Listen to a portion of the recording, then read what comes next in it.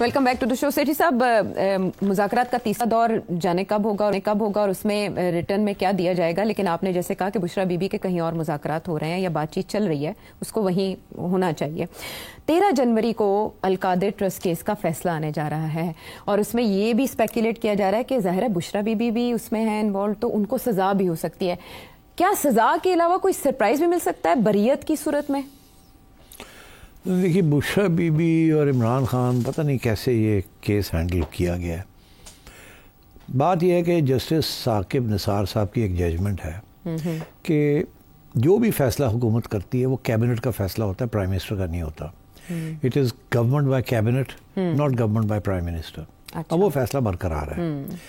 अगर आप इस फैसले के अंदर आप इमरान खान को सज़ा देते हैं और बाकी कैबिनेट को नहीं देते, और उस कैबिनेट के कुछ लोग इस कैबिनेट में भी हैं या उसके बाद में भी रहे हैं, तो मतलब समझ नहीं आती ये कैसे करेंगे। अच्छा, तो मेरा ख्याल है इस केस के अंदर बड़े प्रॉब्लम्स हैं, मगर उसके बावजूद मैं अपने व्यूअर्स को एक बात कहूँगा कि अगले 2 दिन टेलीविज़न को गौर से देखिए, टेलीविज़न स्क्रीन्स को देखते जाएं। अच्छा, अगर टेलीविज़न स्क्रीन्स के ऊपर इस केस के बारे में तफसीलात आपको आनी शुरू हो गई कि ये हुआ और वो हुआ और ये हुआ और वो हुआ, तो फिर आप समझिएगा कि माहौल तैयार किया जा रहा है। अच्छा, कि सज़ा होगी। हाँ, मेथड टू मैडनेस कि सज़ा होगी। अच्छा, लेकिन इसमें तो कैबिनेट को उन्होंने बाईपास किया ना, एक लिफाफे के अंदर, बंद लिफाफे के अंदर। तो कैबिनेट ने अप्रूवल दी है ना कि जी हाँ, उन्होंने कहा जी, कैबिनेट ने कह दिया कि ठीक है हम नहीं देखते, आप अप्रूव्ड। अब कैबिनेट को कैसे आप ये सिर्फ खान साहब के ऊपर कैसे करेंगे आप? तो ये कर तो देंगे, ठीक है, हो तो जाएगा, मगर आई थिंक जब ऊपर जाएगा तो बड़े मसले होंगे। ठीक है, हाँ ठीक है। इसके लिए मुस्तफ़ा इम्पैक्ट्स केस है जिसका आप हवाला दे रहे हैं साकिब निसार साहब का। चलें, आने वाले 2 दिन बहुत अहम, और इसमें स्क्रीन्स पर नजरें जमा कर रखें। आपको हिंट मिल जाएगा कि 13 तारीख को फैसला क्या आने जा रहा है, मुलतवी होगा या नहीं, इस बारे में मुझे तो पता है, मगर मैं अब कह नहीं सकता। आप कहेंगे आपको कैसे पता है? आपको जज है कि आपको पता अंदर क्या हो रहा है? हाँ, तो फिर वो कंटेम्प्ट हो जाएगा। हाँ जी, इसलिए बेहतर ये है कि आप स्क्रीन पे देखते जाएं, तो आपको पता चल जाए। बात करने का ये भी एक अनोखा तरीका है, और ये है सटल वे अपनी बात कहने का। तो सवाल जो किए हैं सेठी साहब के व्यूअर्स ने, अब है उनकी बारी, और हम कोशिश करेंगे कि आज ज़्यादा से ज़्यादा सवाल शामिल करें। साजिद सऊदी अरब से ये कहते हैं कि 9 मई जो है वो कराया एजेंसियों ने, तो अगर एजेंसी ने कराया तो जो जिन्होंने 9 मई को मुलव्वस अफराद थे, जब उनको सजाएं दी तो ये इन्होंने चीखे क्यों? जब उन्होंने रिहा किया फिर इन्होंने उनको हार क्यों पहनाए? अगर वो एजेंसी को बंदे हैं तो उन्होंने फिर हार क्यों पहनाते फिर रहे हैं उनको? इसको हम किस तनाज़र में सर देखें? सही कह रहे हैं, और मैं क्या कहूँ, अगर उन्होंने किया है तो उनको फिर हार पहनाएं, अगर नहीं किया तो हार क्यों पहनाएं? तो एक तरफ ये कहना कि जाए, दूसरी तरफ अपने लोगों को हार पहनाना। बात आप सही कह रहे हैं, मैं कैसे आपसे एग्री ना करूं। Yes, you are right. अच्छा, अगला जो सवाल है ये बहुत डायरेक्ट है। यास्मीन सलीम साहिबा मैरीलैंड से। सेठी साहब, अल्लाह का वास्ता आपको, आप अगर दोस्त हैं इमरान खान के तो फ़ौरन ख़त्म कर दें। ऐसे सेल्फिश आदमी के साथ आपकी कैसे दोस्ती है? मैं दोस्ती ख़त्म करूं इमरान खान से? जी, उन्होंने की हुई है मेरे से पहले ही ख़त्म, तो मैं कैसे बाद में ख़त्म करूं उनके साथ? खान साहब ने दोस्ती बंद कर दी थी। अब मेरी उम्मीद है कि एक वक्त आएगा फिर दोस्ती हो जाएगी, मगर वो वक्त कहाँ है और कब है मैं नहीं कह सकता। खान साहब नाराज़ हो जाते हैं छोटी छोटी बातों के ऊपर। इतने बड़े लीडर होकर छोटी बातों पे नाराज़ हो जाते हैं। और बाय द वे, खान साहब ने किसकी धज्जियाँ नहीं उड़ाई? खान साहब तो किसी को माफ़ ही नहीं करते। जहांगीर तरीन साहब और अलीम खान साहब की मिसाल है सामने, और 35 बड़े भी लोगों आपको की याद मिसालें होगा। हैं जी, बड़े लोगों की मिसालें हैं। अब है मुत्तहिदा अरब अमारात से अहमद। उन्होंने कहा कि वेस्ट में राइट विंग की रिसर्जेंस हो रही है, उसके पीछे शायद वजह यह है कि हुकूमतें जो है उन्होंने फंडिंग बंद कर दी है, वो जो पहले आज़ादी राय के लिए जो एनजीओज थे। तो इसकी वजह क्या ये भी नहीं है कि जिन ममालिक में इकॉनमी नीचे की तरफ जा रही होती हैं तो उनमें अमूमन ये पॉपुलिज्म और फैशिस्ट रजीम जो है वो उभरती हैं, जैसे वर्ल्ड वॉर 2 के टाइम पे इटली में हुआ, जर्मनी में हुआ, गालिबन युगांडा में भी ऐसी हो चुका है। तो क्या ये वजूहत नहीं है उसकी राइट विंग रिसर्जेंस की? देखिए, ये फंडिंग का तो इशू नहीं है। इशू बेसिक फंडिंग चल रही थी। इशू ये है कि आपने कहा कि क्या इकोनॉमिक ग्रोथ नहीं हो रही, आम लोगों को मुश्किलात का सामना है, इसलिए एक बैकलैश आई है अगेंस्ट लिबर्टेरियन या लिबरल गवर्नमेंट्स।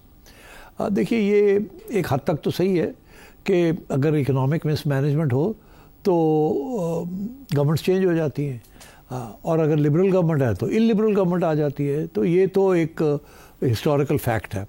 مگر یہ جو رائٹ ونگ سوئنگ ہو رہی ہے نا، اس کا اتنا اکنامکس کے ساتھ تعلق نہیں ہے. اس کا میرا خیال ہے اس کا تعلق ہے ود گلوبل موومنٹس. اب گلوبل موومنٹس کیا ہیں؟ امریکن امپیریلزم، برٹش امپیریلزم، انہوں نے جس قسم کی کالونیز کو تباہ کیا ہے اور وہاں سے جو مائگریشنز ہوئی ہیں، اب وہ مائگریشنز جو ہیں وہ یورپ پہنچ گئی ہیں، امریکہ پہنچ رہی ہیں، اور وہ ان کو اسائلم دینا پڑ رہا ہے، ان کو اکوموڈیٹ کرنا پڑ رہا ہے. یہ لبرل ڈیموکریسیز تھیں، ان کے اسائلم کے انہوں نے بڑی لبرل قسم کی پالیسیز رکھی ہوئی تھی. تو لاکھوں کی تعداد میں لوگ یورپ پہنچ گئے ہیں اور ان کو اسائلم مل گیا ہے، اور وہاں کی جو اکانومیز ہیں ان کے اوپر بڑا بوجھ پڑ گیا ہے. یہ نہیں کہ چیپ لیبر مل گئی ہے ان کو، ان کی جو ساری ہیلتھ اور انشورنس اور جو ویلفیئر اکانومیز تھی ان کے اوپر بڑا بوجھ پڑ گیا. اسی لیے سب سے بڑا ایشو یو کے میں یہی بریکسٹ کا جو نکلنا تھا وہ یہی تھا کہ ایسٹرن یورپ کے لوگ آ گئے ہیں یو کے اندر، اور آ کے نیشنل ہیلتھ اسکیم جو ہے ان کی NHS، اس کے اوپر بوجھ پڑ گیا بیکاز وہ فری ہے. اور پھر ابھی میں آپ کو بتاؤں بڑی انٹرسٹنگ ایک ڈیولپمنٹ کہ کینیڈا کے اندر بہت سے پہلے ایک زمانے میں 5 سال پہلے یا 10 سال پہلے کینیڈا کی جو امیگریشن تھی بڑے ہائی لیول کے لوگ وہ رکھتے تھے، ہائیلی اسکلڈ اینڈ ہائی لوگ آتے تھے ساؤتھ ایسٹ ایشیا سے، جاپان سے، ساؤتھ کوریا سے، ادھر ادھر سے، ویٹنام سے، اینڈ سائنٹسٹ سے، اس قسم کے لوگ. اب کچھ عرصے سے میڈیم لیول کے لوگ آنے شروع ہو گئے ہیں وہاں، اور ان میں سے بہت سے لوگ پاکستان، بنگلہ دیش، انڈیا، ادھر ادھر سے جو جا رہے ہیں they are not of the same high calibre کہ وہ کینیڈین اکانومی کے اندر سسٹیننس اس کو کنٹریبیوٹ کر سکیں. اسی لیے اب بہت سے لوگ یہاں سے جا رہے ہیں، کہتے ہیں وہاں تو جاب ہی نہیں ملتی. تو وہ کرتے کیا ہیں کہ وہ ڈول پہ چلے جاتے ہیں. ڈول سے مراد یہ کچھ بھی نہیں کرتے اور جا کے منتھلی چیک لے لیتے ہیں ریاست سے، اور جس کے ساتھ وہ سروائیو کرتے ہیں. تو یہ اب ایک بوجھ بنتا جا رہا ہے. تو immigration is become a very big issue.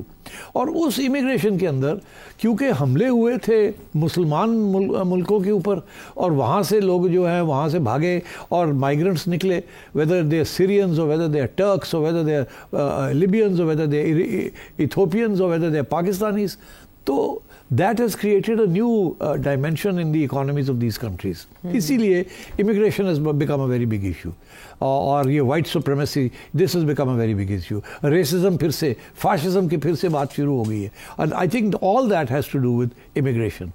Immigration policies اتنی liberal تھی کہ اس قسم کے وہاں لوگ پہنچ گئے ہیں یہ غریب ملکوں سے کہ وہاں بوجھ بہت سخت پڑ گیا ہے، اور اس لیے بیکلیش آ رہی ہے وہاں سے. That is the essence in my view of most of this right wing swing جو ہو رہی ہے وہاں. سوال سے پہلے آپ کچھ ایڈ کرنا چاہتے ہیں؟ جی میں کہنا چاہ رہا تھا کہ پچھلے سوال میں کہ میں کہہ رہا تھا immigration is a big factor in this right wing.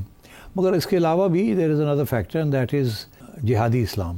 وہ بھی ایک بہت بڑا 9/11 کے بعد بہت بڑا ایشو رہا ہے، اور یہ جو اسلاموفوبیا ہو رہا ہے this is also part of that backlash. Because unlike other religions Islam جو لوگ پروفیس کرتے ہیں دیٹ وی آر اسلامک، یہ ساری اسلامک جہاد، اسلامک لبریشن، سیکٹیرین وارفیئر، یہ سب کچھ جو ہے اس کا بھی امپیکٹ ہوا ہے. بہت سے لوگ ویسٹرن ملکوں سے اٹھ کے ان ایریاز آف کانفلکٹ میں چلے گئے، پھر وہاں سے لڑ جھگڑ کے واپس آئے. پھر ابھی بھی بہت کڑی نظر سے ماسکس اور اس قسم کی جو اسلامک ادارے ہیں ان کے اوپر کڑی نظریں ہیں.